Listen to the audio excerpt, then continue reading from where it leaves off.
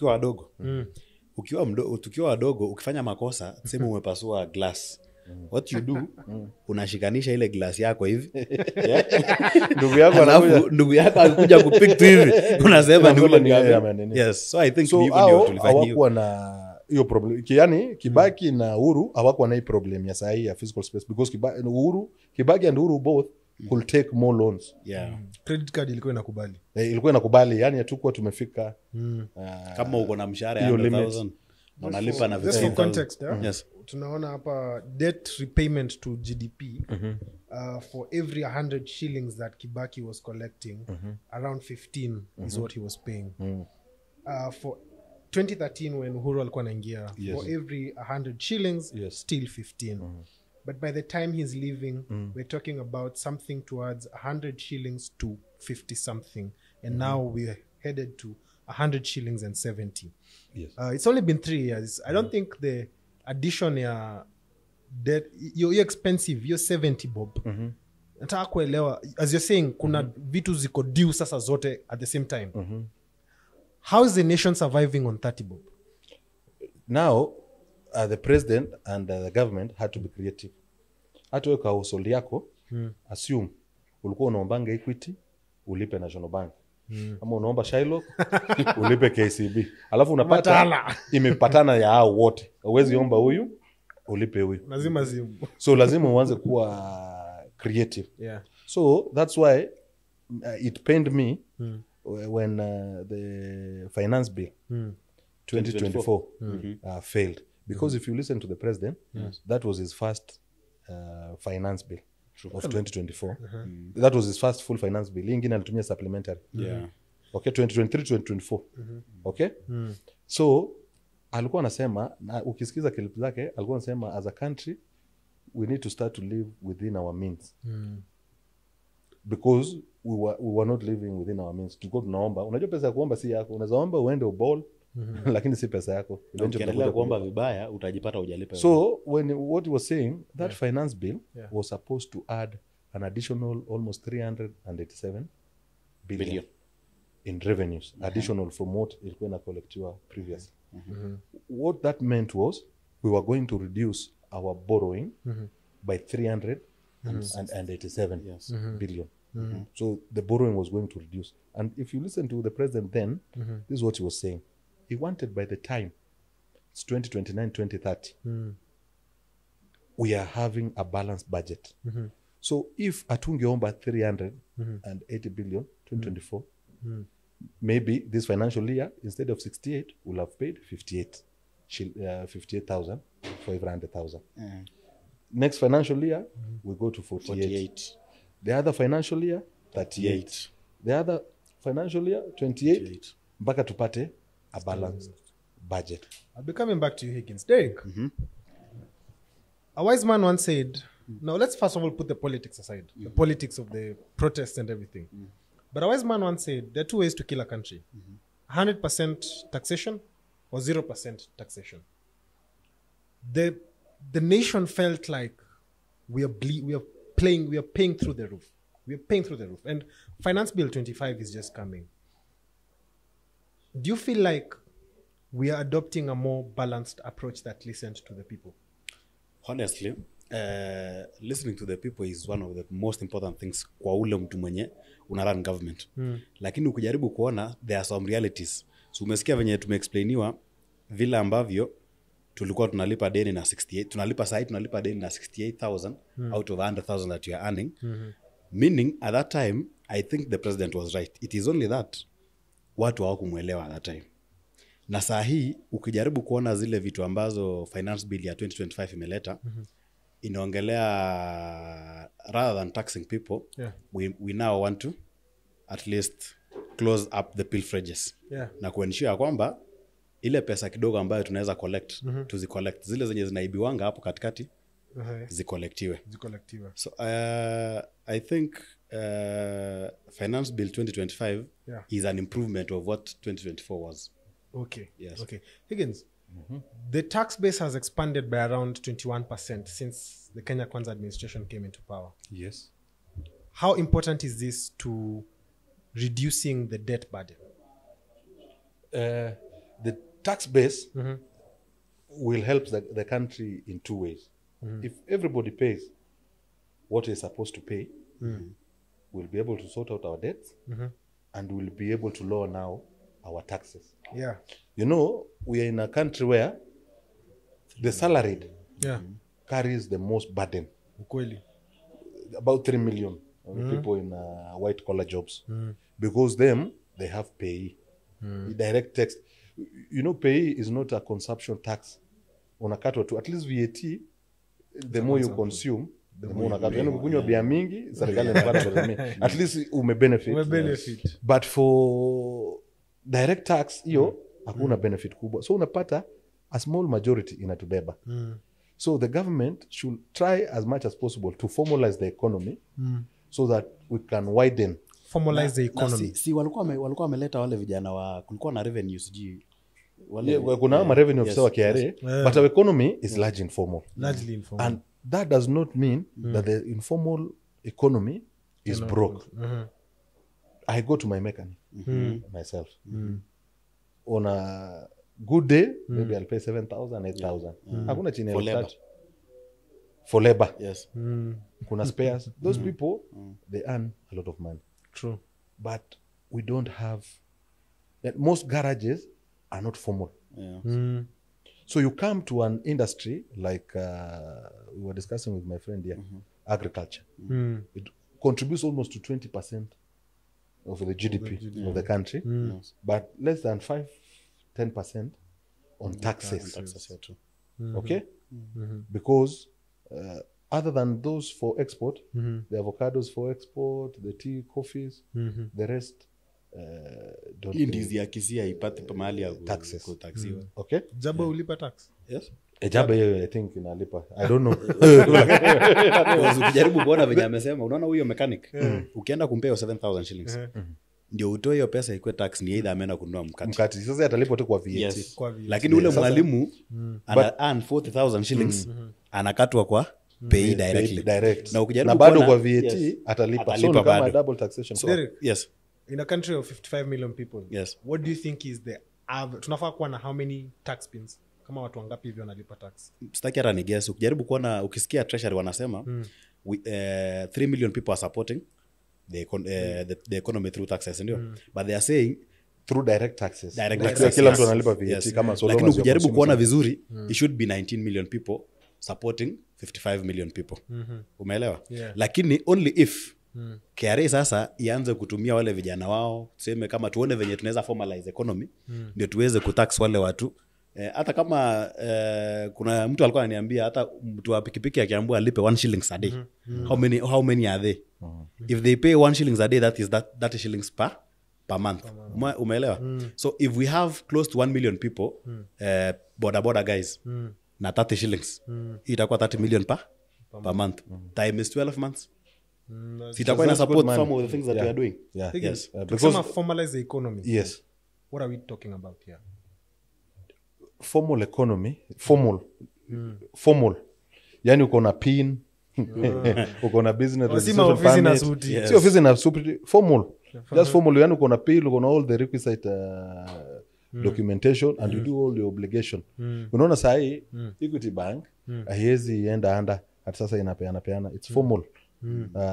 Business registration wise nini iko sawa. Na inalipa ushuru na file nini regularly. Yeah. The returns. Yes. Throughout. I think what was to be done in 2024, ile finance bill ya 2024 ilikuwa inajaribu pia kuformalize the economy. Ni ile tu there were a lot of protests because ukiona Kibaki 2002 wakati alileta pin there were a lot of protests. In fact watu walikuwa wanasema sijui ni Illuminati, sijui na VAT tu bila aliongeza tu VAT na akaweka pin kwa mandatory. Yes. Tuliweza kunet vitu mingi. Yes. I was looking at the statistics, yeah? Kibaki inherited around 1 million taxpayers. I think he left around 3 million. And that's a double fold. Double fold. When you mean taxpayers, Direct payers, yeah, because everybody pay taxes. Yeah. We all pay taxes. Pins. Now, so where is Kenya losing today? Kushika hizo tunafaa kuwa na lipa pin. Nini tumebakisha kufikia hiyo last mile tuwapate because so number one, I think the tax bill iliamendiwa kwanza kunyang'anya cabinet secretary power ile kuexempt watu. Ilikuwa inaabuseiwa. Na ilikuwa ina exempt raia wa kawaida. Ule mtu mwenye bilionea ule. So hii makasiriko yote watu wenye wanapigania hivi viongozi wengine kuna vitu wanafanyanga. Unapata mtu mwingine ni kiongozi. Hata ibia raia ati na illegally but because akona nguvu ya kalamu anaji-exempt kulipa ushuru. Nikupea example because niliona story fulani hapo. Ile ya NCBA. Haikuwa fact. It's a fact. Sijuzi ile koti ilirudisha ile nini ya NCBA. Ile maja yao na NIC si walikuwa wanaji-exempt. Wameexemptiwa 350 million kulipa ushuru. Yes. So unapata watu wakubwa ndo walikuwa na deal nayo. So hiyo imetolewa.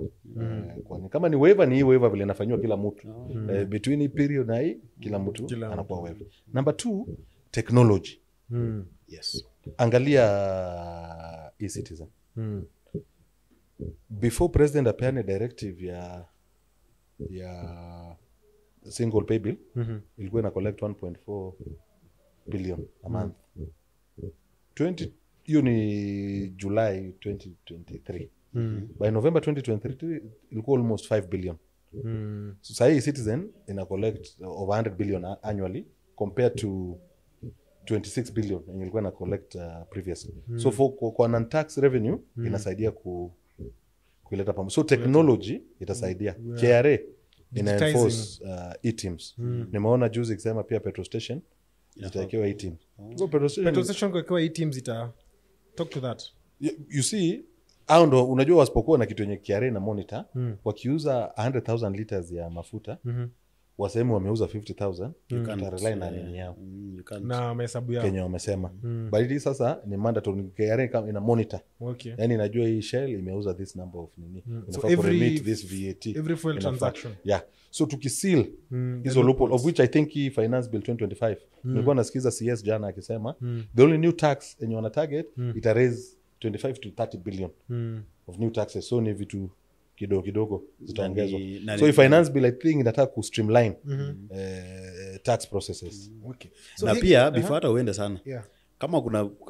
Kama kuna generation yenye inafaa kutusaidia kwa hii maneno ya ku streamline taxes na kujaribu kutumia technology nini ni generation yetu, mimi na wewe. Majamaa wanafaa kuketi chini kama kuna mtu anafaa kutafuta pesa. Saa hii ni ya streamline nini taxes because ukikame up na solution mzuri tu utanet kitu mzuri. Speaking of our generation getting involved. Yes. You can clearly see they want a seat on the table. Yes. Na tusidanganyane because of what happened last year June, or, you know, it was June 25th, yeah. I say they are now a political public. They are no longer an audience, they are public. Unajua wale watu wote wanasemanga tusidanganyane. Ni mwenye ana fact hapo. Wewe tusidanganyane. Unasema nini mbaya tusidanganyane? Hapana, tusidanganyane. It's of course everybody needs to sit. So how kama wewe sasa vile uko na experience na wao labda ndo tunaanza. Wewe unaweza ambia Gen Z how can they get involved especially kwa maneno ya economics na finance ndo badala ya unaandamana alafu unarudi kwa nyumba na kuna kitu kimechange kwako. You actually doing something that's helping the country go. Number 1, I was very happy vile Gen Z waliandamana last time. You remember the first 2 maandamanos? Kenya haikuwa na chaos, haikuwa they were totally Gen Z and everybody was discussing something. Tulikuwa na discuss finance bill, tulikuwa na discuss taxation, tulikuwa na discuss nini. So I was very happy we were headed into discussing issues as a country because after that discourse tungeanza kupata solutions. So I'll still urge them first of all to seek knowledge, to understand how things work. You see, a mechanic is good if he knows how things work. Ukipiga start anajua ni huko nyuma ni timing belt ama ni nini so that people understand how things work. Because the one thing that says taka turudi kwa inchi kwanza politically speaking ni kuchange regime without an election. Ile tumeandamana tumefukuza serikali that creates instability because pia mimi naona naweza marshal watu 100,000 pia mimi naweza jaza watu 100,000 hapo na nilikuwa kiongozi najaza. So tuweke hii sanctity ya election. Number 1. Number 2, we respect the ballot. Number 2, the only thing we go with your mantra. you seek truth via from facts. ipso facto Because veritas. unaona hata sahi sisi siku zetu hatukuwa na hizi tools zenye nyinyi mko nazo za ku fact check. Sisi sijui hata tulikuwa nafanya nini. Yani it was very difficult for us to fact check. But siku hizi naonanga hata watu wamesoma, hata my colleagues, my friends wananiforwardia vitu at face value, you know this is fake. Yani bila hata verification, any scientific verification, you know this is fake. And then people form an opinion around a fake issue. Yes. You get angry around a fake issue. You will never be On the objective. truth. Yeah, you'll never be objective. So that even if you are tired of, say, this regime, Yeah.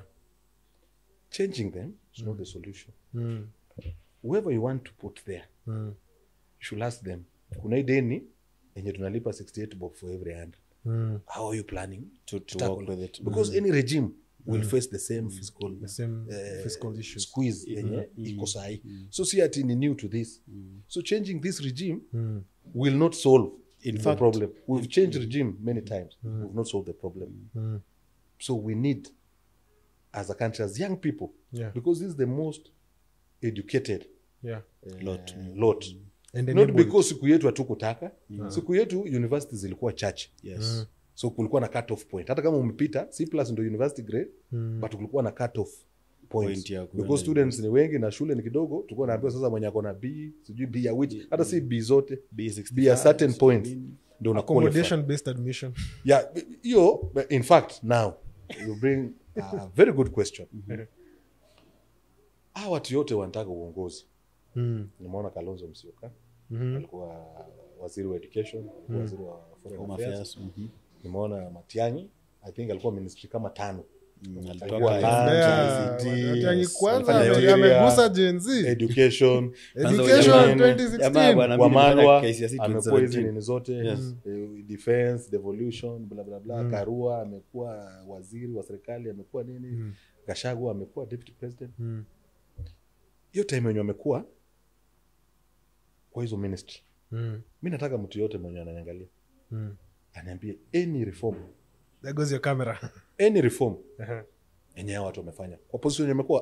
Lakini- Wacha hii kuongea kwa media, Lakini you know, mtu anaweza sema okay, like kuna wengine ambao walifanya kitu For the benefit of who? ndio nasema hiyo kitu. Unajua mimi ni mtu wa facts pia. Nataka uniambie so and so alifanya nani wa current president. I'm his supporter, niko bias. So see ati niko neutral, I'm his supporter. And I know he is a performer. Yes. When he was minister for higher education, which walidhaniwa wamemdemote from agriculture. from agriculture. Hii Gen Z vile wanafurahi sahi, wangekuwa wanangojanga 2 years Kulikuwa na before waiting university. period. Yeah. But yeye alikuja akasema you cannot peg university admission with bed capacity. Bed capacity. Yeah, That's what- ilikuwa Let bed me explain capacity. what they used to Yeah, do. it was bed capacity. So kama uni iko na 10,000 beds, Yes, it will only take 10,000 10,000 students. students. So you overhaul that. Okay, That's so Hakuna interesting. day schooling. you overhauled Akatoa hiyo that. yote. During his period na nini, ndo university kama kina MKU nini zilipewa charter. Umeona vile imekuja ku revolutionize education. So there are some things you can say William Ruto amefanya. Matiang'i, other than kuangusha students, Alituangusha Kwa- bwana. kwa- Kwanza kwa- mimi kwa- personally. Me personally Yeah, Higgins. hata mimi- Kwanza mimi ni Aliangusha 20 na- mimi ni na 2016. kulikuwa na kesi kotini. Mimi ni 2016. kulikuwa na kesi 2017. kotini. Kulikuwa na kesi na hao students walishinda hiyo kesi. It was a bro. court case. You know, Lakini sasa sisi tunatoka ushago. Lakini pia Yes. because we are a podcast of facts. Yes. In 2015, I'll tell you. In 2015, even the press walipata leakage na wakaileta kwa news the night before the paper, na wenye walienda kwa teo walipata the same thing that was on TV jana, Was the paper. ndio ikaratasi. Bwana 2016 I think papers zilienda zikakaa kwa county commission, inaletwa shule. Hakuna mtu alikuwa anajua Kenya inakuja. In fact ulikuja it's just that kama ulikuwa umetumia KMF, kitabu kilikuwa inaitwa KMF vizuri. By day 3 ulikuwa umejua hii ni past paper. Hii ni past paper. But sasa nyinyi ilikuwa better, ilikuwa past paper, yetu haikuwa past paper. So what about it? There was some level of Integrity returning sanity. Yeah. I concede on that. Yes. Kwa kuchunga nini, but kwa marking, Hey. unaweza chunga. Alafu, there's one Unaweza thing about chunga, you know, Matiang'i. and Yes. I want to tell you why people had to be failed.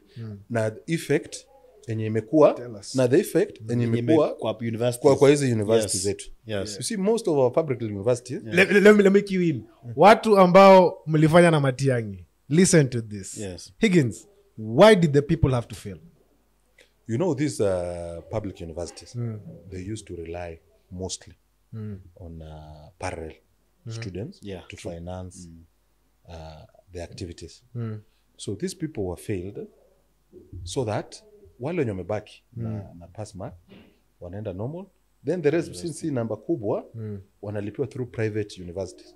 Private university walikuwa wanapata capitation ya government of Kenya pesa. So unapata watu wako na deal na private university, wanasukumia students huko. Saa nyingine maybe unapelekewa student 100, unasema kuna student 400.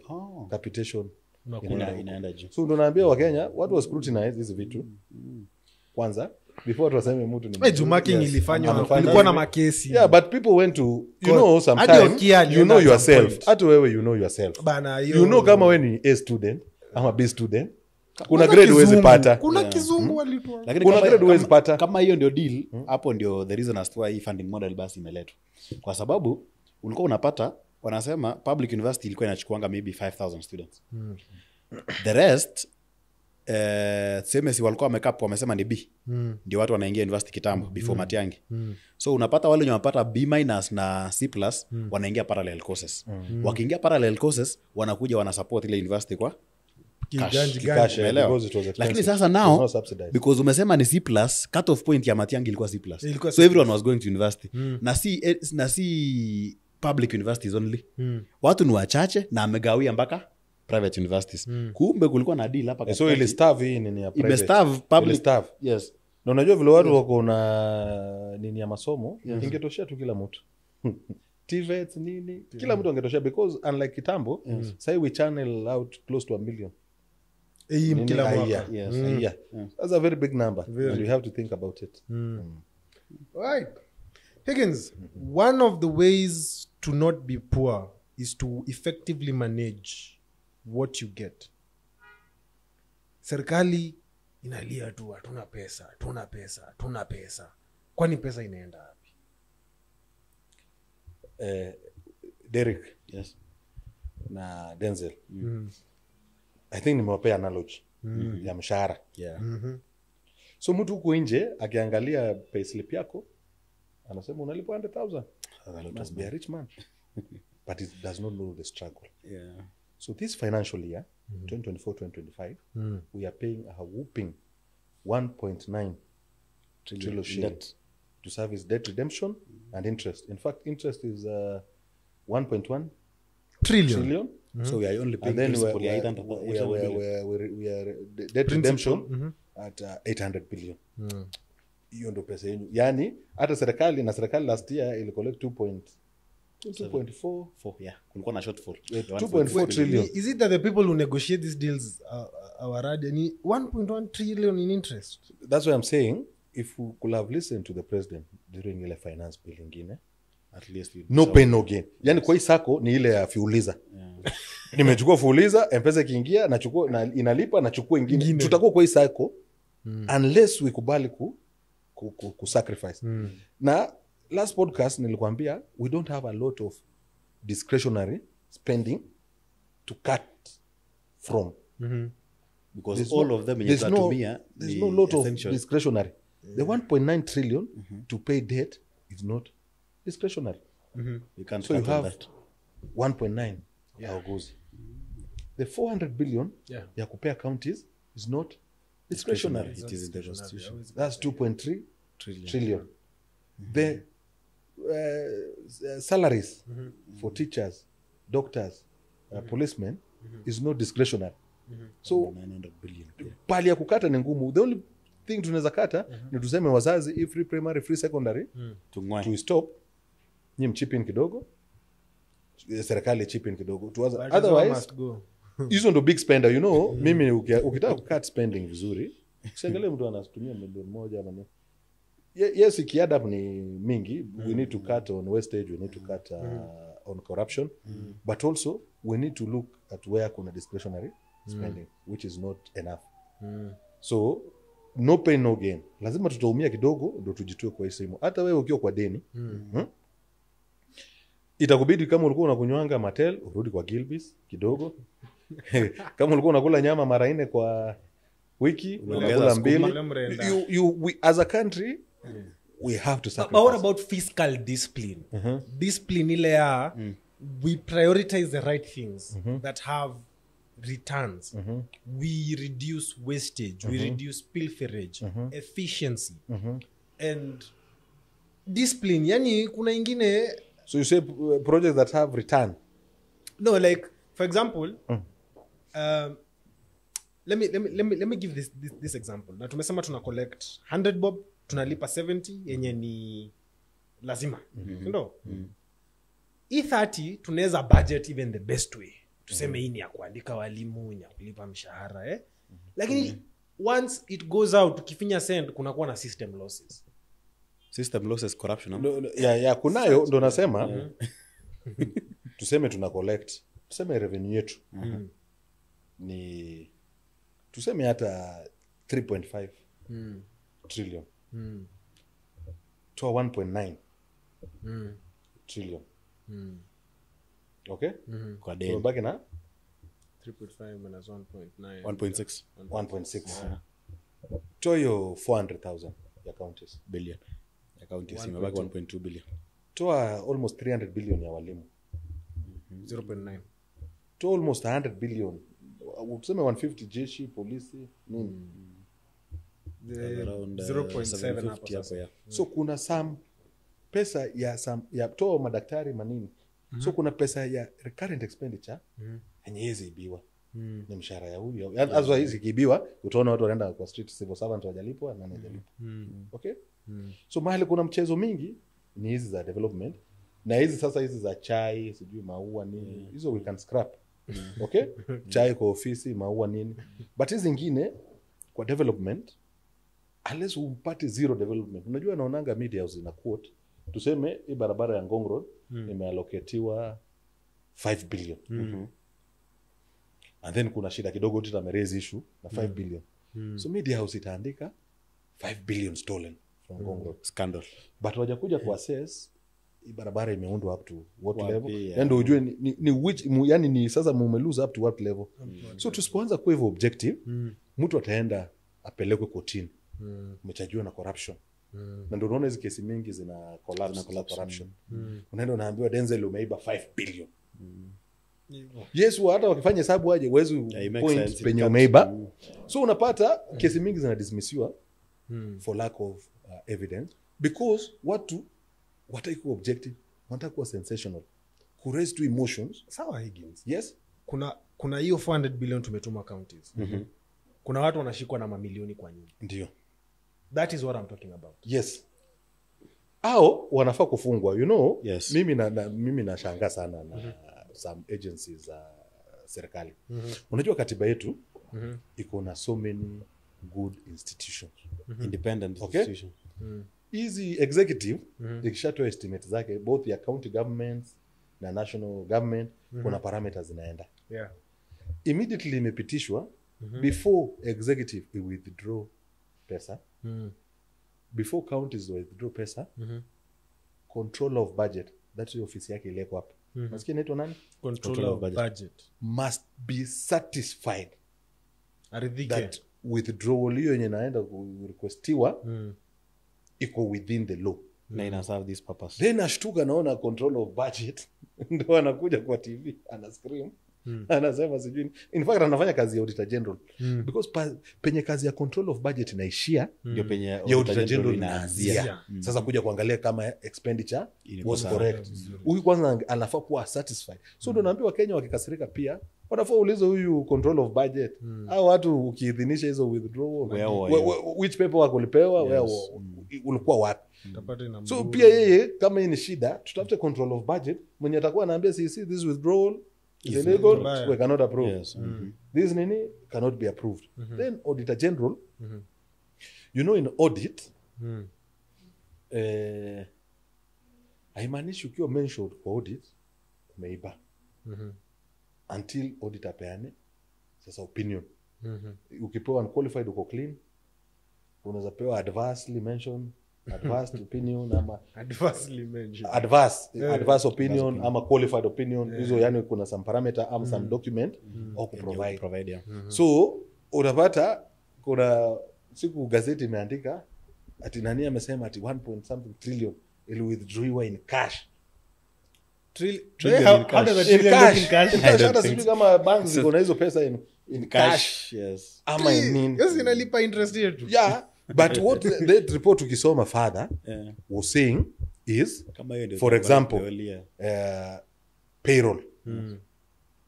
Ni kitu rahisi for nani ku authenticate payroll.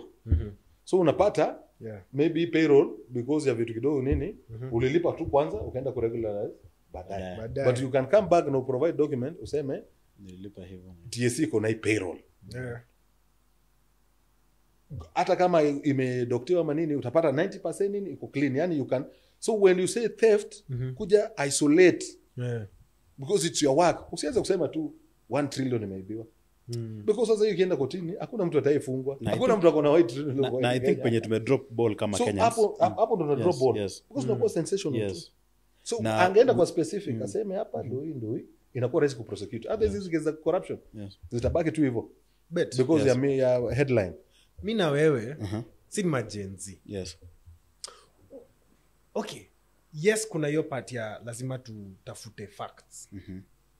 Lakini we umeona power ya Gen Z ni yes kuna kuzua, lakini pia we are putting people on their toes. But which people? No, Because listen, we are putting people on their toes. Yes. Kidogo watu wana feel kuna watu wana watch. Yeah.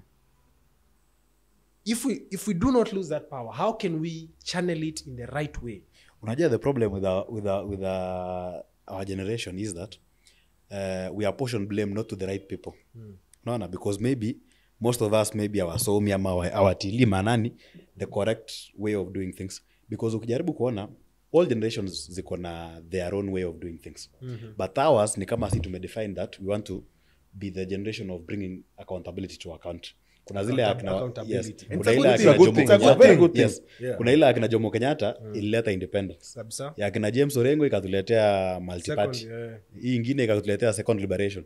Hii yetu, lakini for us to bring that accountability then we must apportion we must make people accountable for their own roles.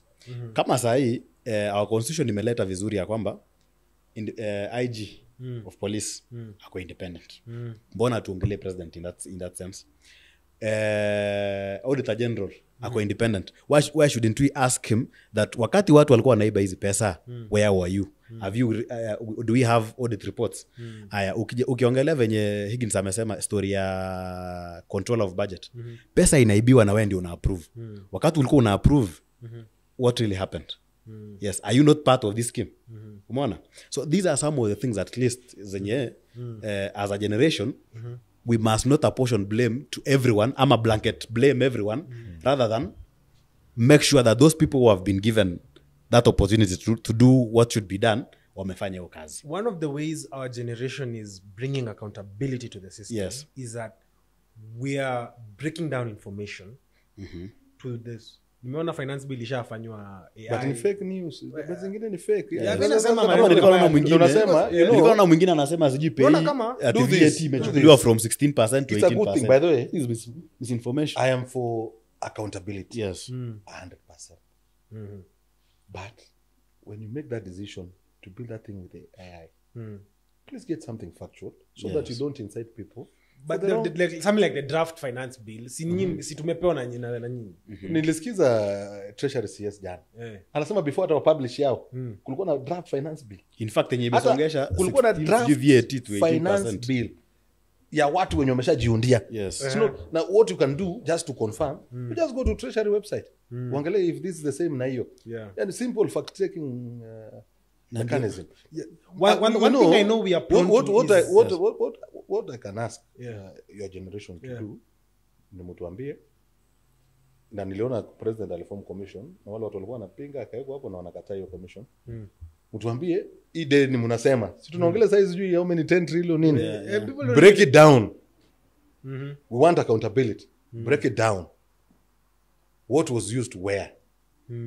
Hiyo 6 trillion yenye iliongezeka. Whichever date yenye tuko nayo saa hii hakuna hata hiyo 70 bob. The debt what yenye inalipa deni, si tuko na deni oversight 10 trillion. 10 trillion hiyo inaenda 11. Make it public.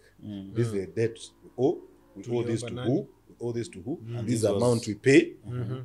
This was used for principal. This amount to pay for interest. Hivyo. Unaelewa? So tuanze kuuliza hizo vitu zenye ziko na maana, si kuongelea tusikue useful idiots, convenient fools. The terminology yani kwa hiyo nini yenu. No, it's a saying. Ama hujui kizungu? Haja kutusi. Sija kutukana. Lakini kama umetutusi. Yani what I'm saying, you might have good intention. Yes. For example, unaandamana hapa juu ya finance. Then kuna watu wengine wanataka regime change. So wa infiltrate. So nyinyi mko unaona ile unintended consequences. Yes. Nyinyi mko na nini yenu. Maandamano ilikuwa hivyo. Mnajua inataka kufanya hivi. Maandamano sisi watu wanataka kutake advantage. Na si watu pekee wa nini, hata wezi wanafurahia siku ya mapigano. Wanafurahia siku ya maandamano. So kuna watu kama hao. So ndio nyinyi mkuyo mujidistinct. You know, tunaonanga hizi mbio marathons nini zinajaza street. Hakunanga wizi, hakunanga nini, watu wafunge maduka, watemanisha ina watu. But ukiona watu wanafunga maduka, wanajua the consequences. Some are not intended, but they happen. Wakisema when Nairobi shuts down for one day, 2 billion is lost. True and false. Because hizo figure, unajua nataka una quantify the figure. Sini actuaries wako tupea. Ndio nasema wanatumia nini? You see wanatuambia how do we lose? Watuambie vile tuna gain 2 billion every day, ndio tuone yenye tuna lose. Ni kama kitambo, juzi ndio nimeona serikali inafanya census ya wakulima. Hatukuwa na data ya wakulima. Lakini unasikia government minister anakuja anasema we have a shortage of maize of 600,000 metric tons. Hiyo data ametoa wapi? Hakuna enumeration ya farmers. So watu wange pia sources. Sources na data yenye ametumia. Unaona ukifanya research kama umeenda shule. Una quote. Nimeenda. Una quote reference zako zote. Si ati waamini kenye umesema hapo. But yani ule mtu intellectual credibility. Una quote nini for your sources for credibility. Higgins, where umeorganize for long? Umeorganize for long, Higgins. My question is, because the movement is still young and it's growing and we're in the information age, the movement is prone to, as you've said, infiltration and misinformation. Kwanza misinformation tactics. How do you build resilience as a movement against that? As I've said, your generation has a lot of tools at your disposal. For example, if you send me a post, say attributed to the Star newspaper, the first thing I do, I go to their Facebook page, their Twitter page, just to check if this is really from Star newspaper.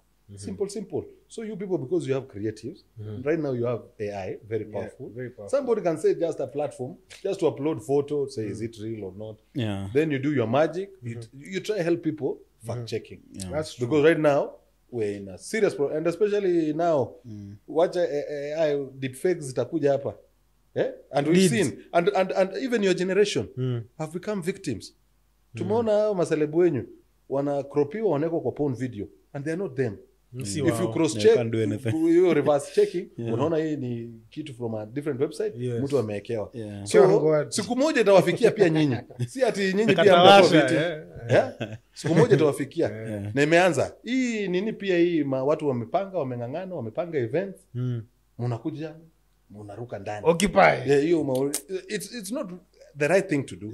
And you know, sometimes you might do this when you're young, but age will catch up with you. Hata sisi tulikuwa young one day, hata wazazi wetu walikuwa hatari.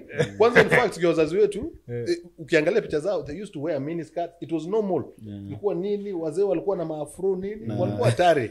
Damu inaacha kuchemuka. At that time inaacha utakuwa na responsibility. Utakuwa na watoto 4, school fees inakulilia, rent inakungoja. Maybe sasa uko kwa mzazi ama uko kwa babysitter ama uko nini, hakuna responsibility. So usipowajibika saa hii, unajua safari ya kesho upangwa leo. Maybe nyinyi siku hizi hamna wahenga. Safari ya bamba ni machi. Siku yetu tulikuwa na wahenga na walikuwa wanatuambia hizo maneno. Na wahenguzi. Okay? So sometimes as you react, jipange pia uko mbele. Just know my future, this is what I want to achieve. Otherwise, South Africa, the problem they were having, at least you people are educated. Hawa unajua independence yao ilikuwa 90 something 99. So unapata hao mama wao wako area watu wako area kabisa. Mama wao wako area na wengi kina Cyril wakoloni walikataa kwenda shule. So ulikuwa white man's education walikataa kwenda shule. Unajua sasa wameona ni nchi yao, ni haki yao. So unapata hizo xenophobic attacks kaanza kuona. Wanaona Denzel unakuja aje kupata kazi kwa nchi yetu na sisi hapa. So insecurity, kuna area Joburg huwezi tembea. Huwezi tembea. Kuna siku nilikuwa huko taxi nikamwambia nataka niende downtown huko, akaniambia I'm not going. Wacha simu yako nini? Wewe toka mwenyewe, utanipata hapa, mimi sikufikishi hapa. Kuna mzee aliniambia alibiwa ndani ya airport. Kabisa hata hotel yenye nilikuwa nalala ilikuwa inabidi kae na askari. Mazi. Wachunge. Nilikuwa na askari because gang tu inakuja, you know, umemachua sasa, umefika 30s, 35, 40s, uko na watoto na hujasoma, hauna kazi, au kujipanga. Now you have to eat to survive. You gotta stay cooking in the kitchen, man. So tusiedhania ati ujana itakuwa kwa long. Hata si watoto wetu watakuja kuwafukuza hii town. But at least wangu mimi napeleka kanisa. Najua kwa Mungu kuna ukifanya hii makosa utachomwa. Morality ya hii generation, you know, in the words of Diamond, imeshuka chini kidogo. In the words of Diamond, kama mapenzi safari, ujana ni maji ya moto. Sio nasema ujana ni moshi. Ni maji ya moto. Si ni maji ya moto, niko na steam. Anyway, sasa let's talk about civic advocacy. Tumekuwa generation yetu inaoneshana wasa wanataka civic education. What do you think is the role for that as we go on to in the next years bet, kwanza especially you nataka kuuliza. As Higgins ametuambia respect the ballot, respect transition of power at the ballot and not before that or after that. What do you think is the role for civic education in that, and what's the best way we can go about it? I think venye tu amesema, the problem that you're having is misinformation. Na people react to things that are so shallow. Unapata mtu anachukua something that was posted by someone, then anabelieve inakuwa ukweli. Because ukijaribu kuona hata this finance bill, there are a lot of misinformation kwa TikTok. Ni mingi sana. Kuna mwenye alikuwa anasema sijui tunatoa VAT from sijui 16% to 18%, sijui wengine wanataksiwa sijui hiyo maneno ya digital tax. So there are a lot of misinformation. So I think digital tax imescrapiwa, sio? Hiyo digital tax imereduciwa from ile 3% imeenda to 1.5%. Yes. Okay. So ukijaribu kuona the most important thing for our generation ni kufunza watu what is right na kukua watu wenye wana fact check. Ukue venye tu unatuambianga hapa sijui you rely on facts. Yes, we should be relying on facts so much. So kwanza nimekuja na nyingine hiyo mpya inaitwa ipso facto veritas. By truth, by facts. Truth. By fact. Unajua hii ni Latin. Yes. Ipso facto veritas. Okay. Kitu ikishakuwa facts. Hiyo ni ukweli. Okay. Anyway, Higgins, you've been here for a long time, Mazi. Unafanya na gafa dha Abraham. Ona mandeo. You know, you've seen transition, you've seen power, you've seen how it goes. If, let's say, Ruto left power today, you know, I know it's abhorrent to every bone in his body, but if he left power today, will the next regime that's picking it tomorrow have it easy? Not at all. The challenges are not changing. You're still going 68 well. They have to figure out. So whoever, what I propose is whoever wants leadership should not just talk bravado out there. Let them diagnose what is ailing Kenya and tell Kenyans, mimi kama Higgins nimeona kama tabia indo shida. yes. This is how I propose to solve debt issues. this is how I'll handle it. Unemployment, this I'll handle it. This and this I'll handle it. But if this regime leaves now, the next one come, they'll still find the same problems. And if people don't diagnose it correctly again, they'll still go back to the street. And it will be a cycle. A cycle. And we'll waste a lot of Itakuanga time. streets are calling every year. In fact, unaona before 2022 general elections, there was a general feeling that any person who will be elected president hataweza hata kufika 2024 before default. Yes. There was a Default. Walikuwa wanajua. Yes. Because hatukulipa deni 2020, 2021 na part of 2022.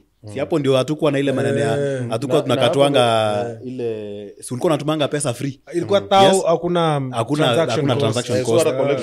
Ilikuwa chini. By the speaking of default, tulisongeshanga deni ikuje 2023 tulikuja mbele. 2024. Unaona? So everyone knew immediately after mtu amechukua hii serikali. Asipojichunga. And it costed us. It costed us a lot. Kenya did not, speaking of default, Kenya did not default. Ethiopia did. How's that affecting them so differently from us? Number one, we overtook them. In? Matters GDP. As the biggest economy. Yes. In the region, huh? Yeah. We overtook them.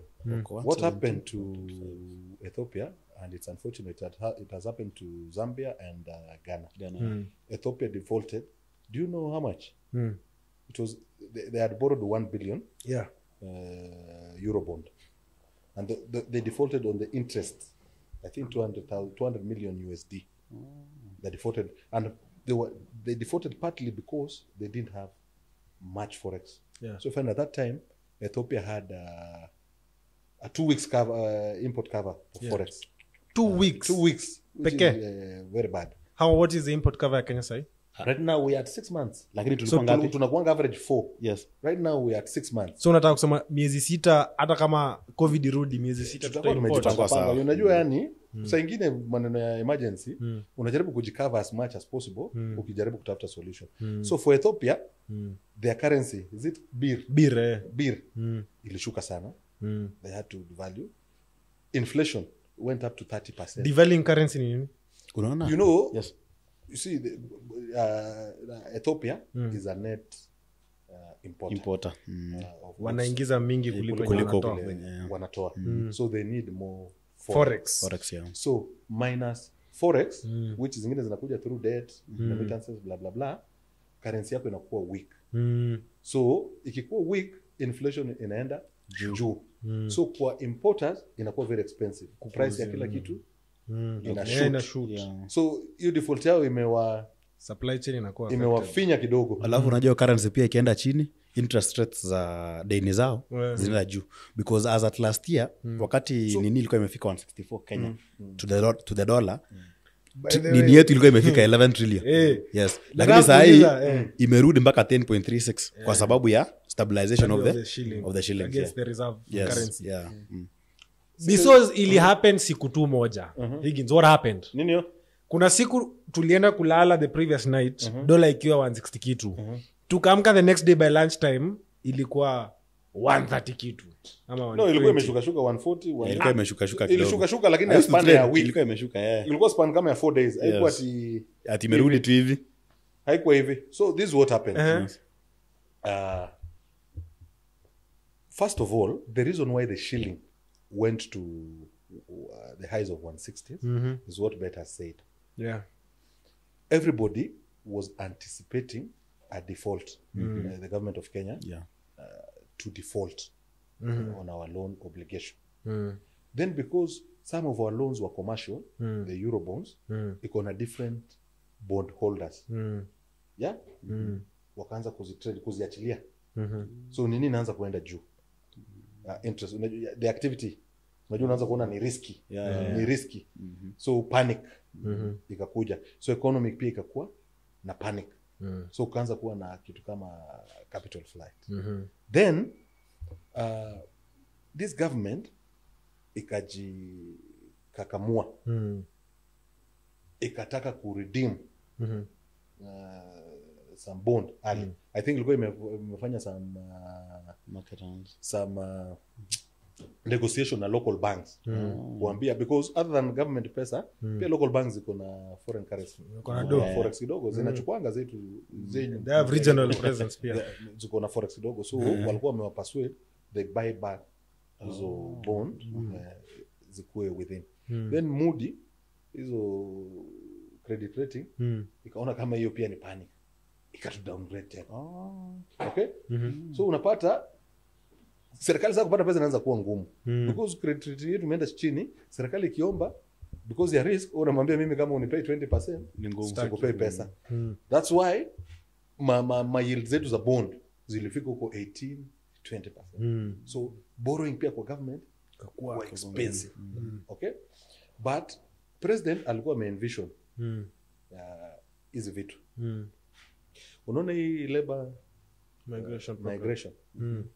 Unajua watu wanasema ni mambo sijui nini. Wapeleka watu wakufe. Iko kila caliber. Kuna hadi plumbers. Kuna kila caliber mpaka white collar. The only problem na kuanga huko Europe, Wakenya ni wakora.